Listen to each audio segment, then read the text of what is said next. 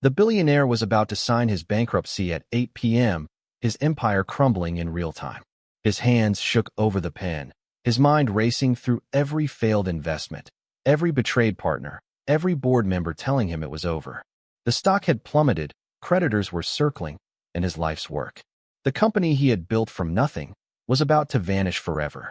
Panic clawed at him, despair weighed on his chest, and he felt utterly alone. Until a black waitress stepped forward and took the pen from his hand. In that moment, everything changed. Someone the world had dismissed, underestimated, and ignored was about to prove she could save what he had spent a lifetime trying to protect. This is the story of courage, defiance, and brilliance against all odds. And it all begins here. Before we dive in, I want to hear from you. Wherever you're watching from in the world, drop your city or country in the comments. Let's see how far this story of courage, resilience, and defiance reaches. I read every single one, and it means so much to know we're sharing this moment together. Arielle Grant was 25 years old, a young black woman with a brilliant mind and a quiet, aching determination written into her bones. She grew up in Newark, New Jersey, raised by her mother, Danica, a nurse who worked double shifts and still found ways to leave handwritten notes of encouragement on the kitchen table. Arielle was the first in her family to attend graduate school, studying data analytics at NYU, but tuition was crushing and bills stacked faster than hope. So every night, she put on a black apron, tied her curls into a tight bun, and worked the late shift at a Manhattan steakhouse where men in suits rarely looked her in the eye. The city glowed outside the restaurant windows, all gold and blue like a promise meant for someone else. Arielle's sneakers were worn from long shifts, but her spirit was not. She carried plates and heavy trays with a smile that hid exhaustion, moving between tables filled with wealthy customers who waved her off as if she were invisible. Yet she never let the coldness of strangers turn her bitter. She was used to being underestimated, and in quiet moments, she told herself that one day, someone would finally see what she was capable of. She had numbers in her blood, patterns, logic, secrets waiting to be uncovered. Professors called her gifted. Recruiters loved her resume until they met her in person and suddenly didn't think she was the right fit. Arielle swallowed those moments like sour medicine, each one a reminder of the world she was fighting to survive in. But tonight, she felt especially heavy. Her uncle Gerald, a kind man with soft laughter, had been laid off from Caldwell Innovations last week, and she had spent the morning trying to comfort him, even though she herself felt helpless. At table 15, four businessmen discussed Ethan Caldwell, the New Jersey tech billionaire whose company was collapsing. Arielle overheard every word as she refilled water glasses.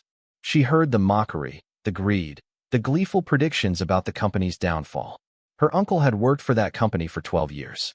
Hearing strangers laugh about it felt like someone scraping a knife across her heart. Still, Arielle swallowed the bitterness and continued working. When she returned to the counter, a heavy-set man in a tailored suit snapped his fingers at her. "Hey, sweetheart," he said, loudly enough for nearby tables to smirk. "Make sure the meat is cooked properly. I don't want any mistakes tonight, got it?" She nodded, steady, though the disrespect stung. This was her life, smiling through insults, enduring racism wrapped in polite voices and sharp eyes. But then her gaze drifted toward a corner booth, dimly lit beneath a hanging lamp. There sat a man she recognized from every business article she had ever read, Ethan Caldwell himself. He was hunched over a stack of thick papers, hands trembling, eyes red-rimmed with hopelessness. His suit, once crisp, was wrinkled, as if he had worn it for days. And then she saw it. The top page read, "Petition for Chapter 11 Bankruptcy." Arielle's heart twisted. Her uncle, thousands of employees, families, futures, everything about to vanish. Ethan lifted a pen in his shaking hand. She froze, breath caught in her throat. She could walk away. She could mind her own business. She could pretend she hadn't seen a billionaire moments away from pulling the plug on countless livelihoods.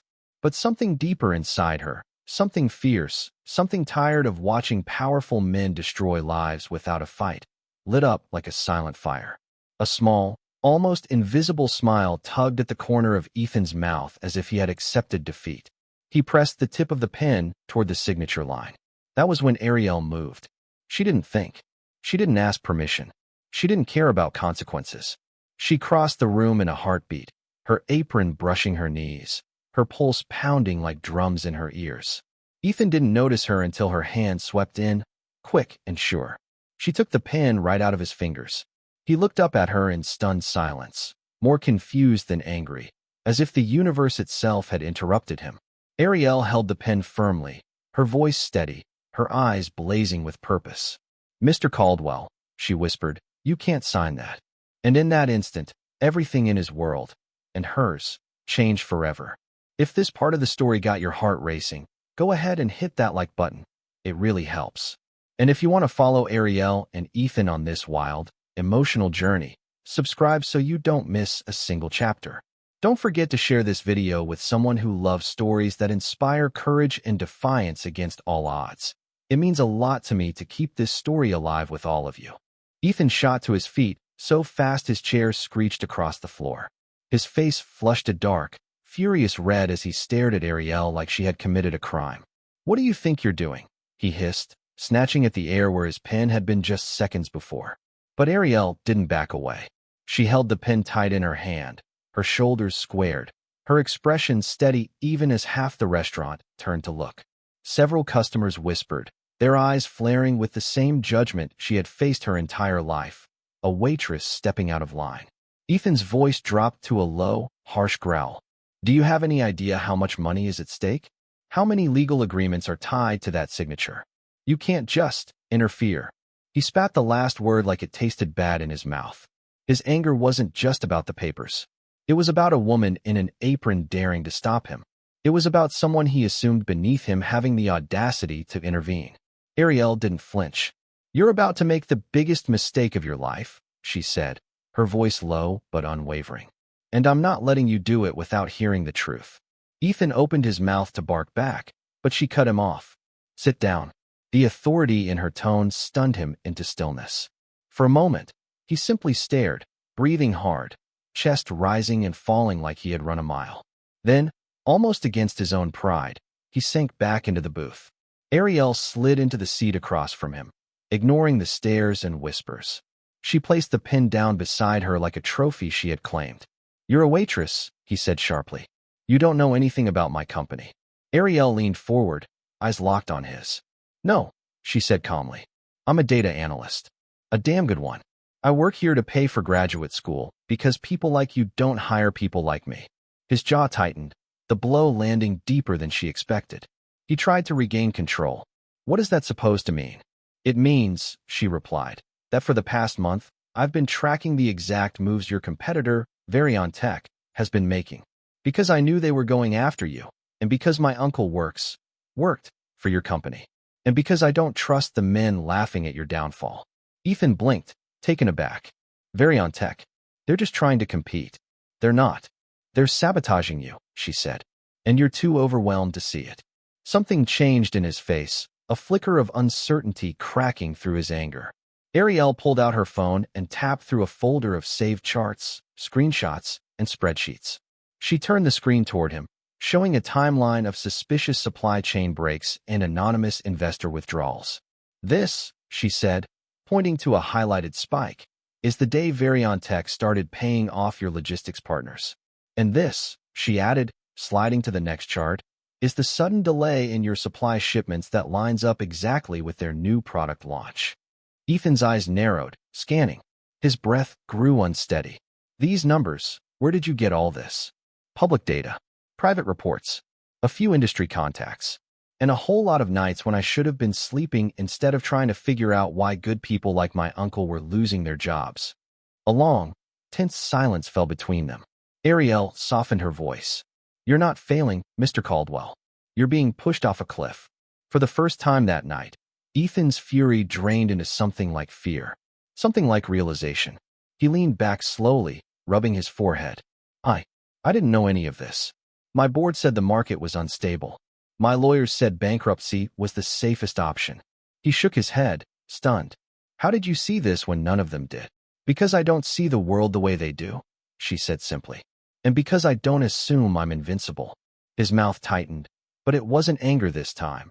It was humility creeping in, an old friend he hadn't seen in years. The restaurant noise faded behind them. The tension between them softened just a fraction. Finally, Ethan inhaled deeply. "Okay," he said. "Show me everything." She nodded and began explaining each data pattern, each red flag, each shift in the market she had detected. Ethan listened, really listened, as if he were hearing truth for the first time in months. The rage that had controlled him melted into quiet focus. Just as Arielle finished a key point, Ethan grabbed his phone. "I need to call my CFO. He needs to hear this." "Put it on speaker," she said. He hesitated, then obeyed. The phone rang once, twice, then a voice answered. "Ethan, it's late." We have a problem," Ethan said, "and I need you to walk me through." The CFO cut him off with a shaky breath. "Ethan, you need to sit down.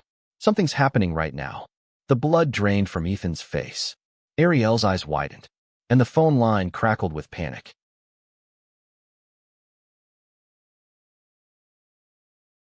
The CFO's voice crackled through the speaker, sharp and breathless, as if he'd been running. "Ethan, listen to me. Tech is planning a surprise press release at midnight. They're announcing a new logistics deal and hinting that your company is unstable. If that goes public before morning, your stock will collapse to dust." Ethan's eyes widened in horror, but Arielle leaned forward instantly, her mind already spinning into motion. "Ask him which outlet they're using," she whispered urgently. Ethan repeated the question. The CFO answered without hesitation. "The Wall Chronicle. They're planning a live midnight interview. You have less than 4 hours." Arielle nodded slowly, piecing everything together. This wasn't competition. This was a coordinated attack. "Tell your CFO to stall," she instructed. Ethan didn't question her. He followed. "Stall them," he repeated. "Find a way to delay the interview." The CFO cursed under his breath. "I'll try. But Ethan, this might already be too big to stop." Arielle shook her head sharply at that. "Not if we move now." She took Ethan's phone straight from his hand and opened his contacts. He stared at her, stunned. "What are you?" "Saving your company," she replied calmly. "And everyone who works for it." She scrolled until she found the name she needed. Claire Myers, the former distribution partner who once helped Caldwell grow from a mid-level tech company to a national powerhouse. Her ties were deep, her network deeper. Ethan hadn't spoken to her in months after a disagreement that left them both bitter. Arielle didn't care. She hit call. The line rang twice before a smooth, guarded voice answered. Claire Myers speaking. Ethan leaned in, ready to speak, but Arielle gently pushed his shoulder down. "Ms. Myers," she said with a confident clarity that carried weight, "my name is Arielle Grant. I'm calling with Ethan Caldwell regarding urgent and confidential information." There was a pause, then a dry laugh. "Ethan Caldwell has never needed a middleman before. Who exactly are you?" Arielle didn't blink. "The person who can prove Tech has been manipulating your logistics data since last quarter." Silence. Thick and dangerous. Claire's tone shifted instantly. "I'm listening." Arielle opened her files, quickly summarizing the sabotage, false supply delays, engineered shortages, paid-off partners. She listed each detail like she had rehearsed it her entire life, her voice steady, her logic airtight. Ethan watched her, stunned into stillness, as if witnessing a transformation that made the world tilt on its axis. When Arielle finished, Claire exhaled sharply. "That explains everything.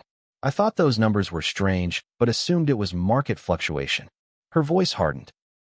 Tech has been poisoning us all." Ethan finally leaned close enough to the phone to speak.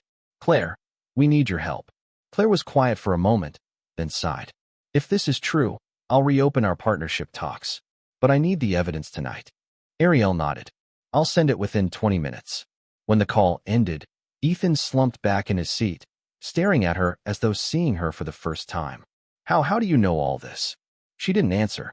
Instead, she slid his phone back across the table and took a long breath as her own phone buzzed. It was her mother. "Give me 1 second," Arielle said softly. "This is important."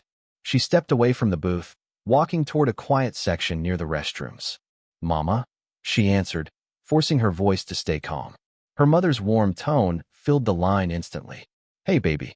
You sound tired. Did you eat today?" Arielle smiled despite everything. "I'm okay. Just a long shift." Her mother's concern wrapped around her like a soft blanket, reminding her she was still someone's child, still someone worth loving. For a moment, Arielle let herself breathe. Just one moment. When the call ended and she walked back toward the dining area, she felt steadier, until she saw Ethan frozen in the booth, his complexion pale, his eyes locked on something behind her. A tall man in a charcoal suit had entered the restaurant. He wasn't there to eat. He stood near the doorway, scanning the room with slow, deliberate precision. When his gaze reached Ethan, he smirked, softly, knowingly, and raised a phone to his ear. He whispered into it without breaking eye contact. Arielle's heart thudded hard. She recognized that look, that confidence, that coldness. She knew instantly. He wasn't a customer. He was very on tech, and he had found them. Arielle moved quickly, sliding back into the booth and lowering her voice as she leaned toward Ethan. "Don't look up," she whispered, her tone sharp enough to slice through panic. But someone from Varion Tech just walked in. "He's on the phone. He saw you." Ethan's breath caught. His eyes twitched, instinctively wanting to glance toward the entrance, but Arielle grabbed his wrist under the table. "Don't," she warned. "He'll know we're onto him." Ethan swallowed hard. "What do we do?" Arielle scanned the restaurant. The music was too soft. The lights too dim. The man was too close. They couldn't stay here, not with sabotage unfolding and danger walking straight toward them. She stood abruptly. "Follow me. Now." Ethan didn't argue. He rose from the booth, tension stiffening his posture, and followed Arielle through the dining area. She kept her pace steady, not hurried, but purposeful, like she knew exactly where she belonged in this maze of tables and customers. The agent's voice drifted behind them, calm, confident, almost amused. "Yes, he's here. I'm watching him now." Arielle's pulse thudded as she pushed open the door marked employees only and guided Ethan inside before letting it swing shut behind them. They slipped through the narrow kitchen hallway, steam rising from metal counters, chefs too busy to notice the billionaire threading between them. At the end of the hallway was a small storage room lined with shelves of paper towels and cleaning supplies. Arielle opened it and gestured inside. "In."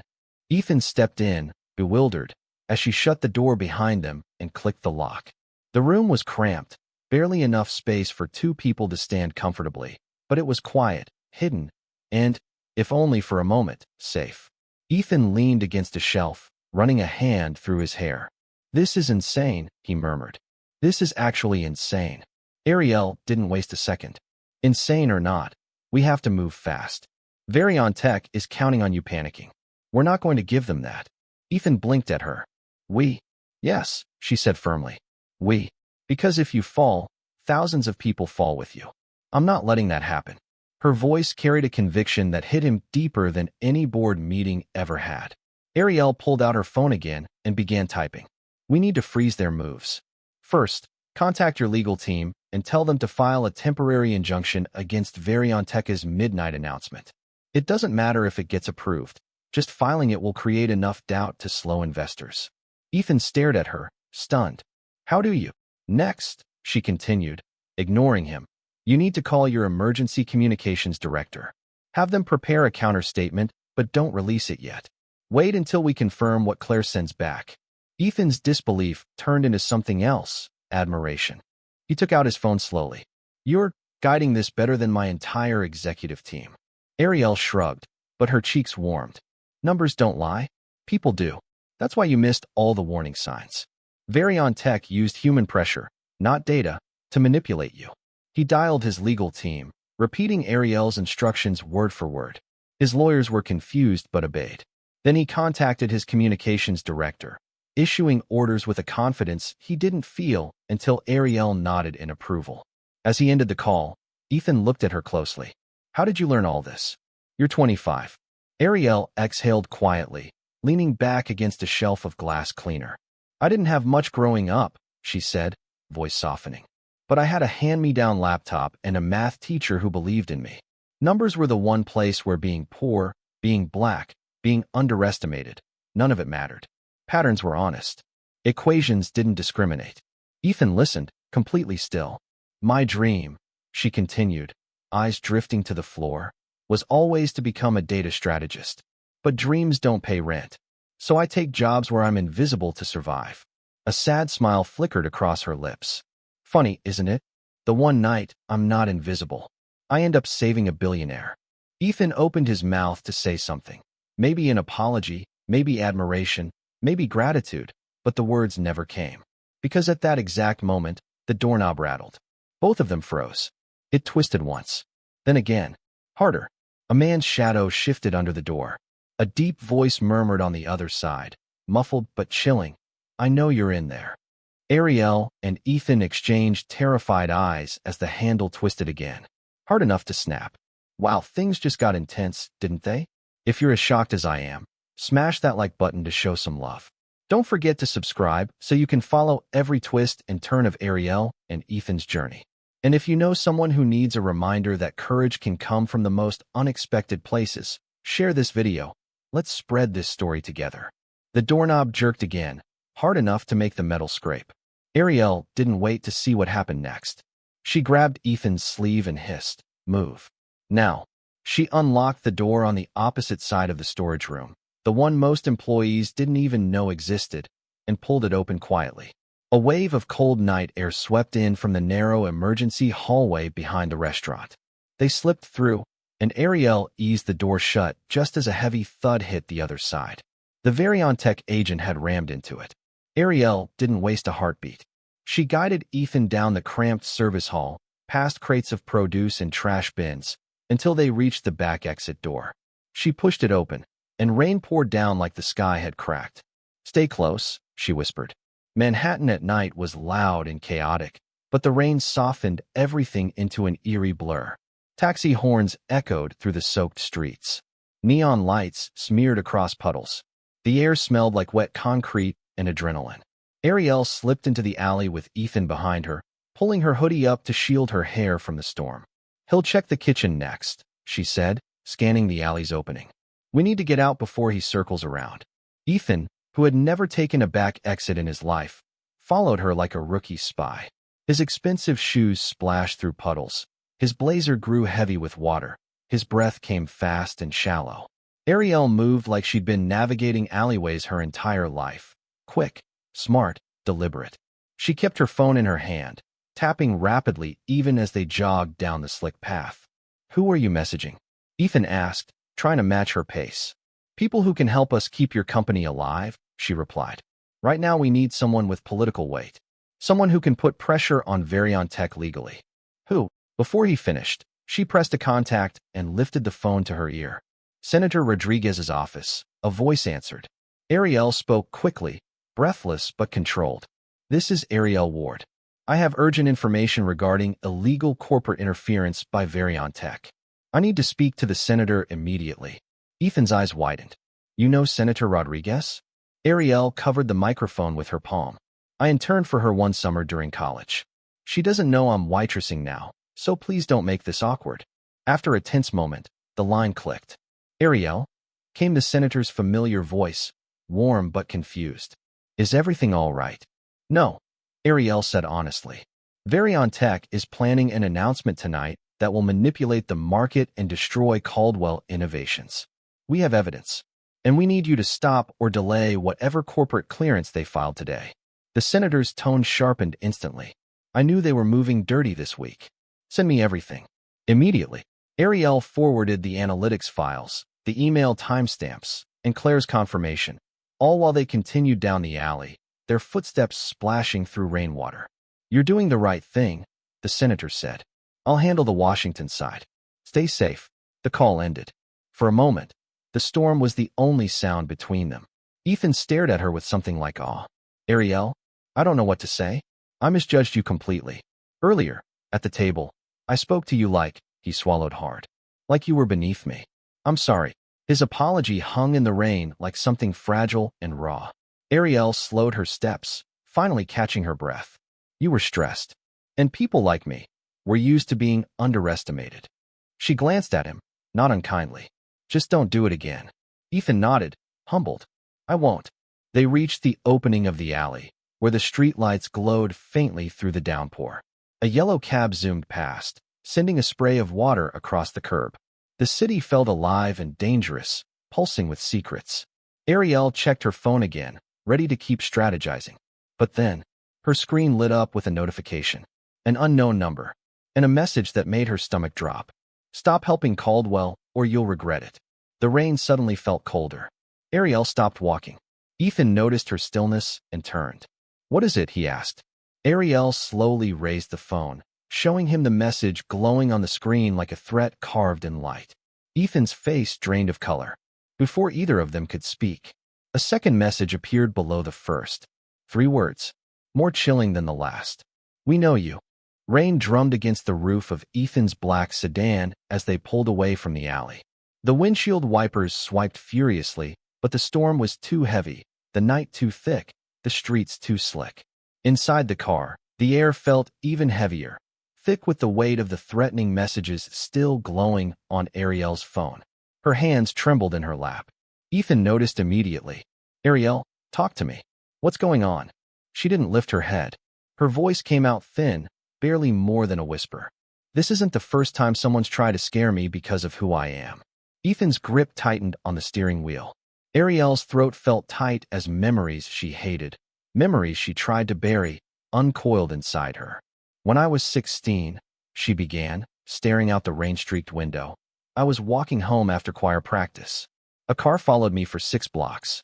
I didn't even know how to react. I just kept walking faster, hoping it was nothing." She exhaled shakily. "It wasn't nothing. They yelled at me through the window, called me stupid black girl, told me to stay out of their neighborhood. I ran home shaking so hard I couldn't even turn the key in the door." Ethan's jaw tightened. "I'm so sorry." "It didn't stop there," Arielle continued. "In college, when I applied for leadership roles, people assumed I was only being interviewed so they could fill a diversity quota. I had to work twice as hard to be seen once." She blinked back tears. "And now threats? Just because I helped you?" "Arielle," Ethan said softly, "you shouldn't have to be afraid for doing the right thing." Her voice cracked. "But that's the truth of my life. Being smart makes some people hate me. Being confident makes them attack me. And being black," she shook her head, "being black makes me a target before I even speak." Silence filled the car, raw, heavy, honest. Ethan swallowed hard, guilt washing over him in cold waves. "I need to tell you something, and I need you to hear it even if it makes you angry." Arielle finally looked at him. "I've failed people like you in my own company," Ethan admitted. "Not intentionally, but through silence, through not paying attention." His voice thickened. "There were complaints about bias in promotions, about microaggressions, even about unequal pay. I let HR handle it instead of stepping in myself. And I thought that was enough." He shook his head slowly. "It wasn't. I know that now." For the first time since the alley, Arielle's trembling slowed. "Ethan," she murmured, "I want to do better. Starting tonight." He glanced at her. "Tell me how. Tell me what I need to change. Tell me how to rebuild trust. With every minority worker I've failed." Arielle thought for a moment, gathering strength. "Start by listening," she said quietly. "Really listening. Create spaces for people to speak without fear. Not a memo, not a PR stunt, real conversations." Ethan nodded slowly. "And then," Arielle continued, "make sure your leadership looks like the world outside your boardroom. Diversity isn't a box to check. It's the backbone of innovation." For the first time, Ethan smiled. Not because anything was good, but because he understood what needed to change. "Consider it done," he said. Arielle exhaled, feeling a weight lift off her shoulders. Not all of it. Not the fear, but enough to breathe again. To clear her mind, she suggested, "Let's stop for coffee. Just for 5 minutes. I need something warm." Ethan nodded and turned toward Harlem, where neon signs glowed softly through the rain. They found a small cafe with a red awning and warm lights spilling from the windows. Inside, the smell of espresso and cinnamon wrapped around them like a blanket. Arielle wrapped both hands around her cup, savoring the heat. The chatter of the cafe, the soft jazz music, the warm lighting. It all made her feel human again, not hunted. For a moment, she even smiled. Ethan watched her with quiet respect, letting her have that moment of peace. But peace never lasted long tonight. When they stepped back outside, the street was eerily empty. The rain had slowed to a drizzle. The night was unnervingly quiet. They walked toward Ethan's car. That's when they heard the engine. A deep, growling rev that made Arielle freeze. A black SUV shot around the corner, its headlights blinding, its tires screeching on wet asphalt. "Arielle!" Ethan yelled. The SUV didn't slow down. It barreled straight toward them. Arielle's heart slammed against her ribs. She grabbed Ethan's arm and stumbled backward. The SUV stopped, inches away, so close Arielle could feel the heat from the engine on her legs. Ethan shielded her instinctively. The tinted window rolled down 2 inches, just enough for a voice, cold, distorted, unrecognizable, to whisper, "Last warning." Then the window slid shut, the tires screeched, and the SUV sped off into the dark, leaving the stench of burnt rubber and fear behind. Arielle's hands shook again, but this time, Ethan wasn't the only one terrified. He looked at her, breathless. "This is bigger than we thought." Ethan drove fast but steady across the bridge toward Brooklyn, his knuckles wide around the steering wheel. Arielle kept glancing behind them, half expecting the black SUV to return. Every shadow felt alive. Every passing car felt like a threat. Neither of them spoke until Ethan's phone rang through the car speakers. It was his lawyer. Ethan tapped to answer. "Tell me you have something." The lawyer's voice came through tense and urgent. "Ethan, I reviewed security footage near the restaurant. That SUV wasn't random. The plates were fake, but the vehicle was traced to a Billionaire contractor. This was coordinated." Arielle closed her eyes, her fears confirmed. The lawyer continued. "They're not just trying to bankrupt you. They're trying to intimidate you. Someone wants you scared, silent, or gone." Ethan swallowed. "Well, they failed. We're not backing down." Arielle cut in, her voice steady despite her trembling hands.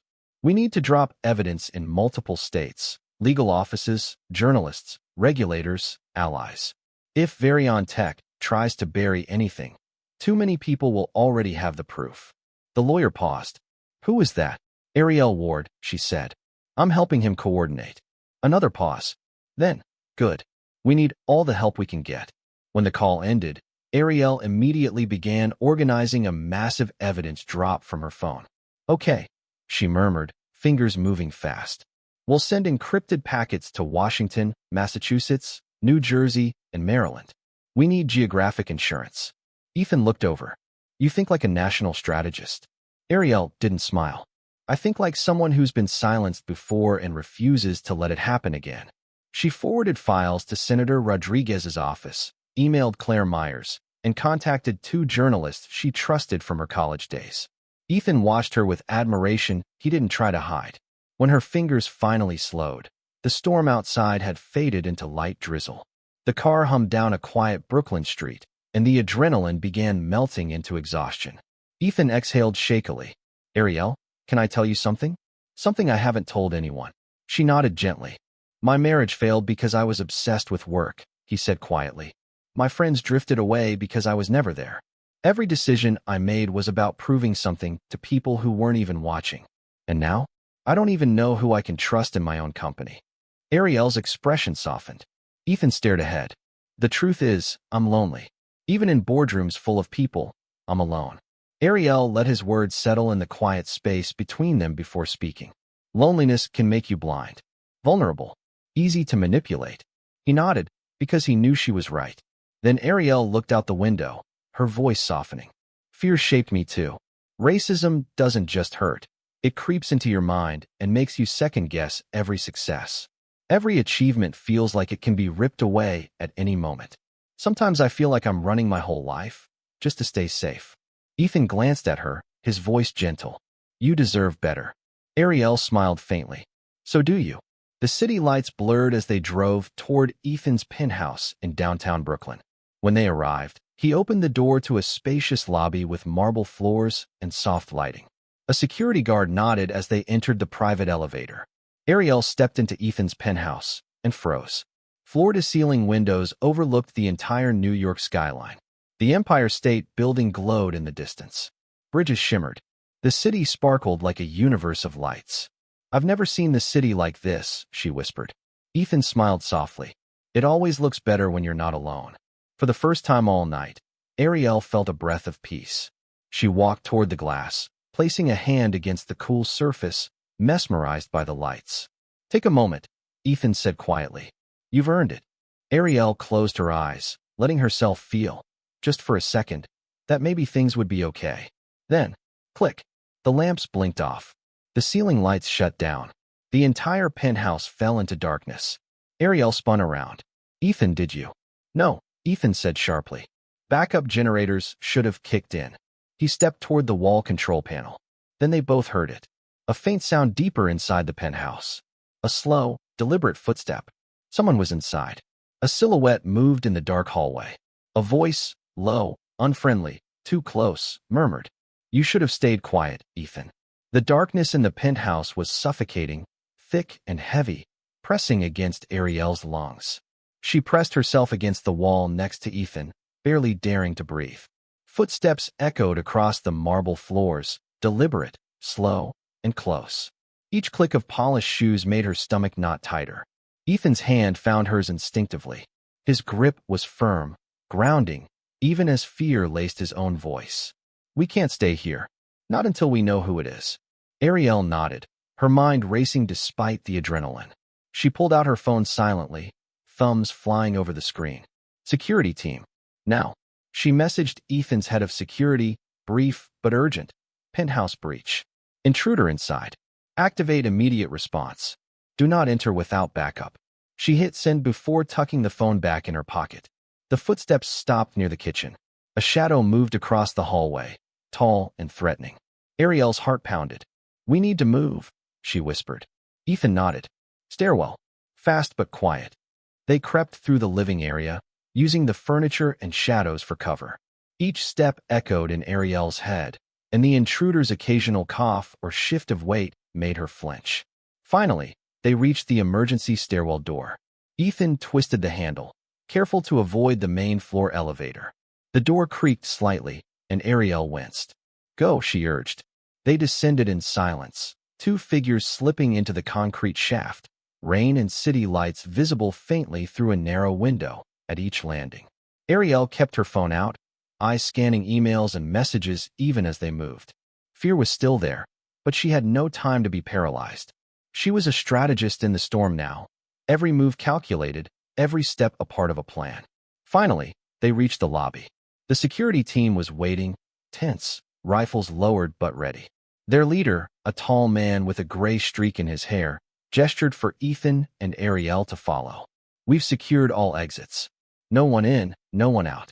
You're safe for now." Arielle exhaled, gripping Ethan's arm. For the first time tonight, she felt a tiny spark of relief.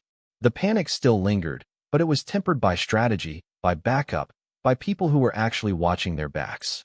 Ethan finally leaned against the wall, shaking slightly. "I don't know how to thank you," he said. "You didn't just save me. You saved everyone at the company. Every job." Arielle shook her head. "We're not done yet. Varion Tech isn't going to stop until they try every trick in the book. And I have a feeling they already have." Her phone buzzed in her pocket. She pulled it out and glanced at the screen. Ethan squinted over her shoulder. It was Senator Rodriguez. Arielle answered quickly. "Senator, what's going on?"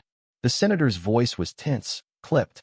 "Ethan, Arielle, Varion Tech just filed an emergency injunction against you. They're trying to freeze everything. Your company, your assets, the evidence you collected, it's all under legal lock until a hearing tomorrow morning." Ethan's face drained of color. "An injunction? That's going to destroy everything we've done tonight." Arielle's mind spun, but she stayed calm. She scanned the message threads, the emails, the calls she'd made, mapping every possible move in her head.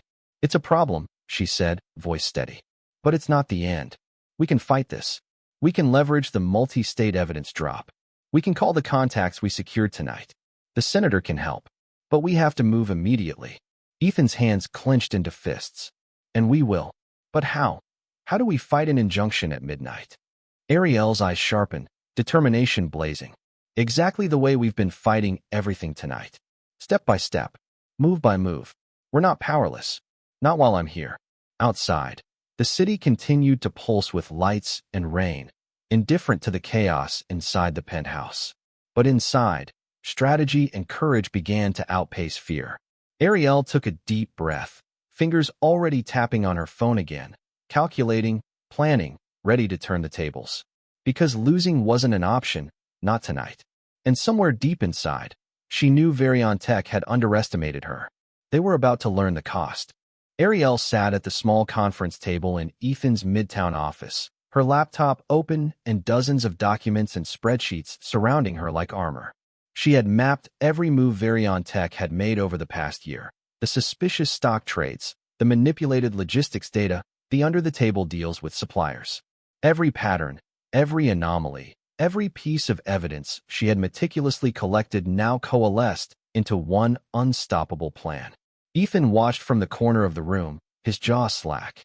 The same woman who had been a nervous, overworked waitress hours ago was now the mastermind orchestrating a multi-state counterattack that could save his entire company.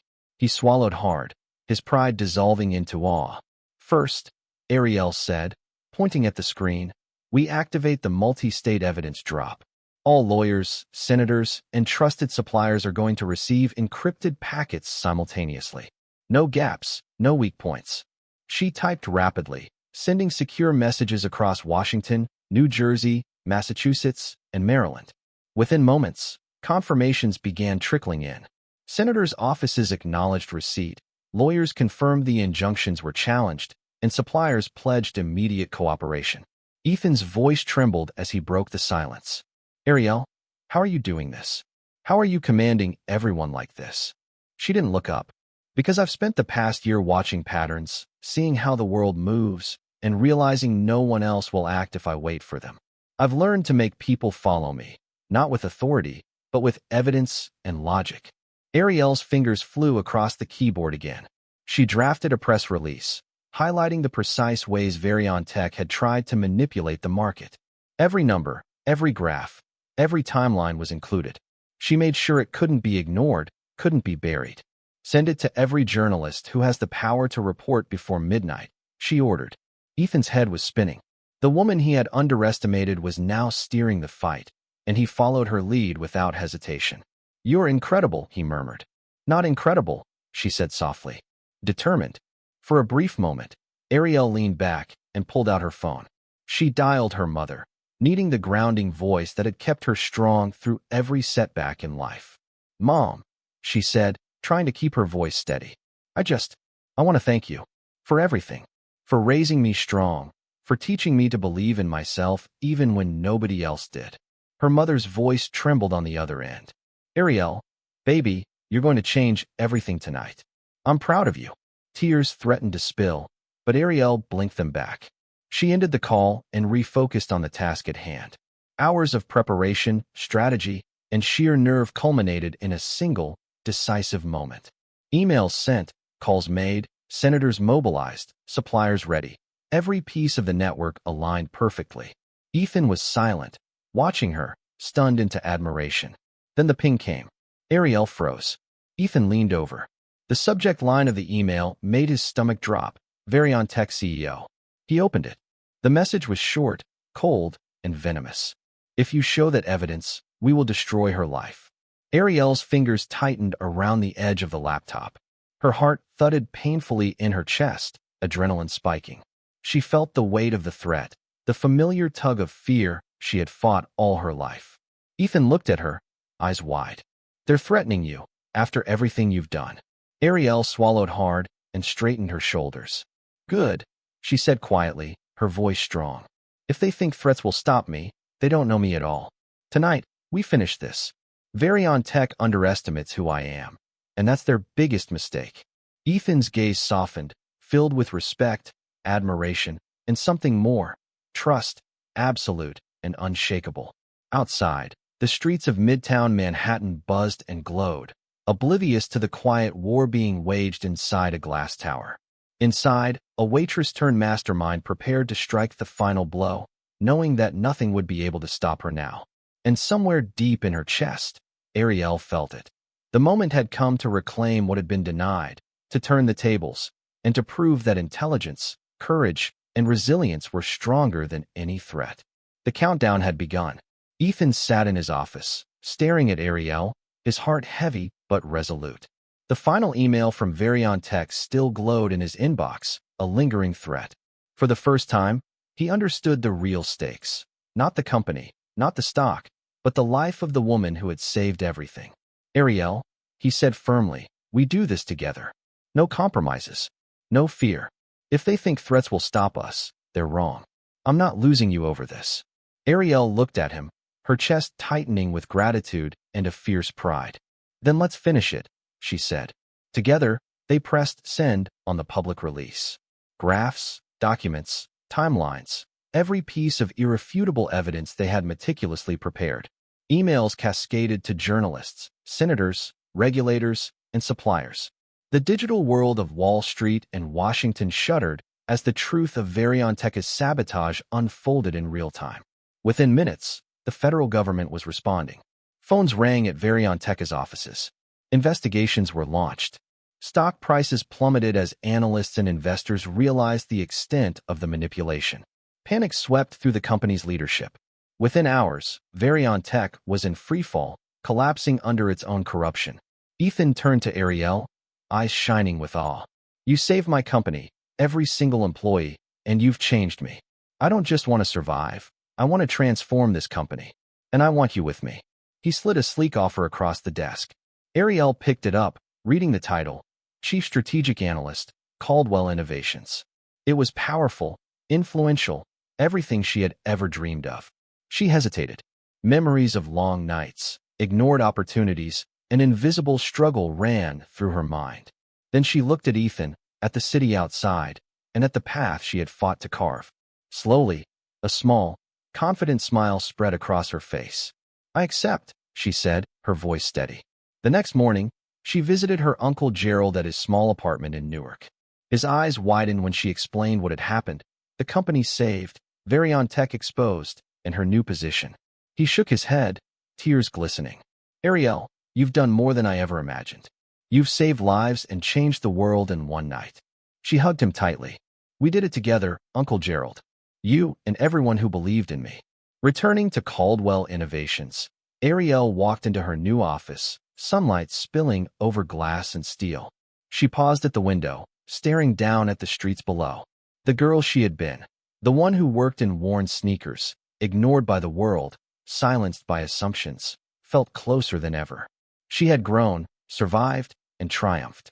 Her team of analysts, lawyers, and strategists waited, ready for guidance.